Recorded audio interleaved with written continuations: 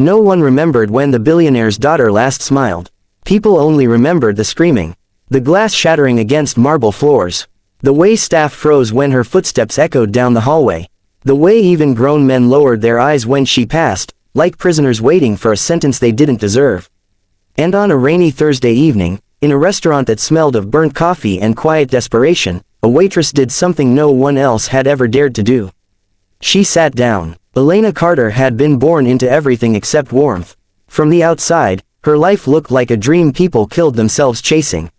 A glass mansion on a hill.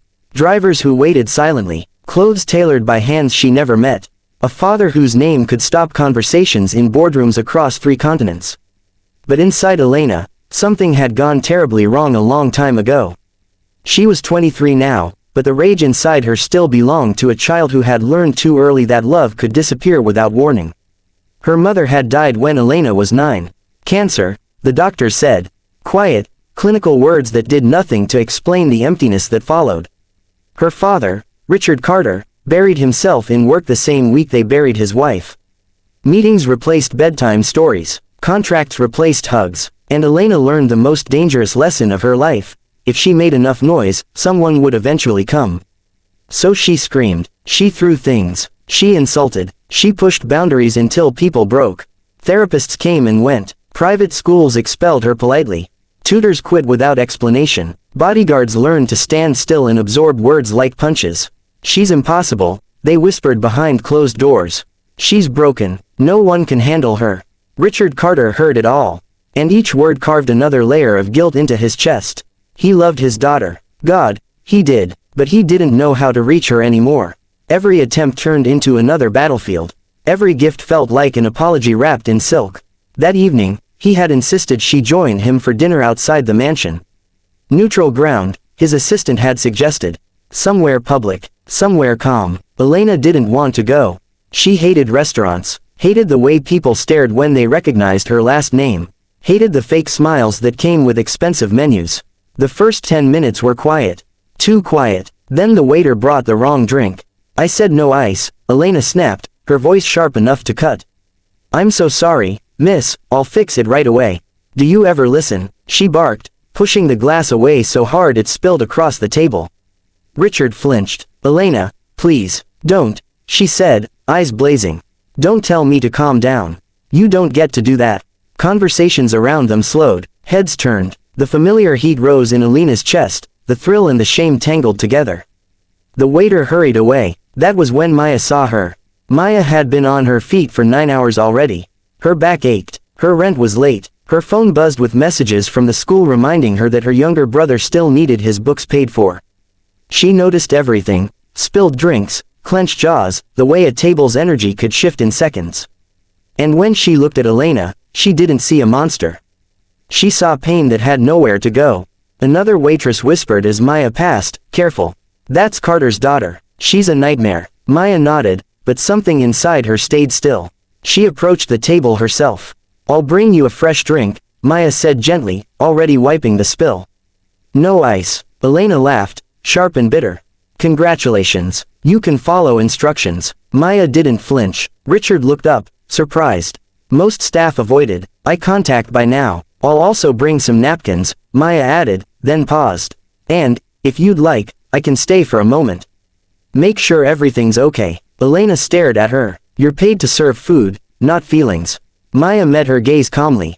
I know. Something about that answer unsettled Elena. The drink arrived, correct this time. Still, the storm didn't pass. Elena's leg bounced under the table. Her fingers trembled. The silence pressed in again, heavy and uncomfortable. You don't have to be here, Elena muttered suddenly, not looking at her father. Richard swallowed. I want to be. Liar. Maya was still standing there. Elena turned to her sharply. Why are you still here? Maya pulled out the chair opposite her. And sat down. The restaurant seemed to inhale sharply. Richard stood halfway. Excuse me, it's okay, Maya said quietly, without looking away from Elena. I'll be quick. Elena's mouth opened, fury flashing. Are you insane? Get up. Maya didn't move. Instead, she said something no one had ever said to Elena Carter before. You must be exhausted. The words landed wrong, soft, heavy. Elena scoffed. You don't know anything about me. You're right, Maya said. But I know what it looks like when someone's been fighting for a very long time. Silence. Real silence. The kind that makes your ears ring. Richard slowly sat back down, heart pounding. Elena felt something twist painfully in her chest. Anger rose instinctively, but beneath it, something raw and frightening. Get away from me, she whispered, voice cracking despite herself. Maya nodded. I will. But before I go, can I ask you something? Elena laughed harshly. You already crossed every line. Maya leaned forward just slightly. What would happen if you stopped fighting for 1 minute? Elena's breath hitched. Her hands curled into fists. People leave. Maya didn't argue. Some do. The girl's eyes burned. Everyone does. Maya's voice softened. Not everyone. A tear escaped Elena's eye before she could stop it. She wiped it angrily. Don't look at me like that. Maya stood up slowly. I'm not looking at you like anything. I'm just looking at you. She walked away before Elena could say another word. Dinner ended quietly after that. In the car ride home, Richard didn't speak. Neither did Elena, but something fragile had cracked open, and neither of them knew what to do with it. Elena didn't sleep that night. She kept hearing the words, "You must be exhausted." No one had ever cared how tired she was. The next evening, she went back to the restaurant alone. Not because she was hungry. Because for the first time in years, someone hadn't been afraid of her. And Maya wasn't prepared for what walking back into Elena's life would cost her, or save. Elena stood across the street for almost 10 minutes before she finally crossed. The restaurant looked smaller in the daylight, less dramatic than it had the night before. Ordinary, even. People walked in and out carrying coffee cups and paper bags, laughing about things that mattered only to them. No one looked at her twice. No one whispered her name. That alone felt strange. Inside, the smell of coffee wrapped around her. Warm, familiar in a way she didn't understand. Maya was wiping a counter when she noticed her. For a second, Maya froze. Not out of fear, out of surprise. Elena looked different without the armor of anger. No designer coat, no bodyguards, her hair pulled back carelessly. Dark circles under her eyes. She looked young. You came back, Maya said, carefully neutral. Elena shrugged, already defensive. I left my dignity here yesterday. Thought I'd check if it was still on the floor. Maya smiled faintly. I didn't see it, but I can make you a coffee. Elena hesitated. I didn't say I wanted one. I know, Maya replied. I'll make it anyway. You don't have to drink it. Something about that again, no pressure, no fear, made Elena sit down. They didn't talk at first.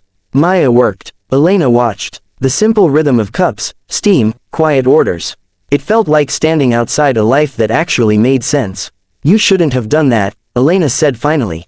Sat down. Yes. Maya nodded. Probably. People get fired for less.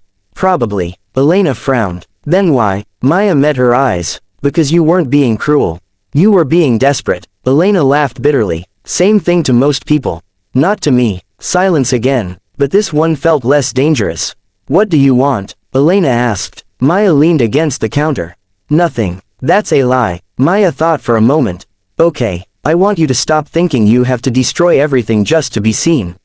Elena's jaw tightened. You think you know me because you poured me a drink? No, Maya said softly. I think I know you because I used to be you. That landed harder than anything else. Elena scoffed. You were a billionaire's daughter. No, Maya said. I was a girl whose mother disappeared one day and never came back. And a father who worked himself numb because grief scared him. Elena stared at her. My mom didn't die, Maya continued. She just left. 1 note, 2 lines. Said she needed to breathe. What happened to you? Elena asked quietly. I learned how to disappear quietly, Maya said. You learned how to scream. The words settled deep. Elena stood abruptly. This was a mistake. Maya didn't stop her. That's okay. You can still come back. Elena paused at the door. Why would you say that? Because people who don't plan on coming back don't show up twice. That night, Elena broke something in the mansion. Not a vase, not a mirror. She broke down. It happened in her bedroom, alone, surrounded by things that had never comforted her. The tears came fast and ugly. Her body shook with years of held breath. She slid down the wall and cried until her throat hurt. Richard heard her. He stood outside her door, frozen, guilt flooding his veins. He hadn't heard her cry like that since she was a child. Elena, he whispered. No answer. He sat down on the floor outside her room and waited. The next morning, Elena didn't yell at anyone. The staff noticed immediately. She barely spoke at breakfast. Didn't throw the plate. Didn't storm out. Richard watched her like she might vanish if he blinked. I met the waitress again, Elena said suddenly. Richard stiffened. You went back. Yes. And, Elena stared at her hands. She didn't hate me. That simple sentence nearly broke him. Days passed. Then weeks. Elena started going to the restaurant regularly. Always alone. Always quiet. Sometimes she talked. Sometimes she just sat and listened. Maya never pushed. Never asked for anything. But slowly, Elena began telling her things she'd never said out loud. About the night her mother collapsed in the hallway. About how she waited for her father to come to her room after the funeral and he never did. About how anger was easier than begging someone to stay. I don't know who I am without it, Elena admitted one evening, tears slipping freely now. Maya handed her a napkin. You don't have to know yet. What if there's nothing else? There is, Maya said. It's just buried under a lot of hurt. Not everyone approved. Richard's assistant warned him. This girl, this waitress, she's getting too close. Is she hurting Elena? Richard asked. No. Then leave it alone. One afternoon, Maya didn't show up for work. Elena waited for 2 hours. Then 3. A familiar panic crept in. She quit, another waitress said casually. Couldn't afford the shifts anymore. Some family issue. The room tilted. Elena left without saying goodbye. That evening, she did something she'd never done before. She asked for help. Find her, Elena said to her father, voice shaking. Please. Richard didn't ask questions. He just nodded. They found Maya in a small apartment on the other side of town. Her brother was sick. Hospital bills stacked like silent threats. When Elena stood in that doorway, Maya looked shocked. You didn't have to come, Maya said. I know, Elena replied. But I wanted to. They sat on the floor, backs against the wall. I'm scared, Elena whispered. If you leave, I'll go back to who I was. Maya looked at her gently. You're not changing because of me. Then why? Because you finally believe you're worth staying for. Elena cried into Maya's shoulder like a child who had been waiting years for permission. Months later, Elena stood in front of a room full of strangers. She was nervous. Her hands trembled. Maya sat in the back. Elena took a breath. My name is Elena Carter, she said.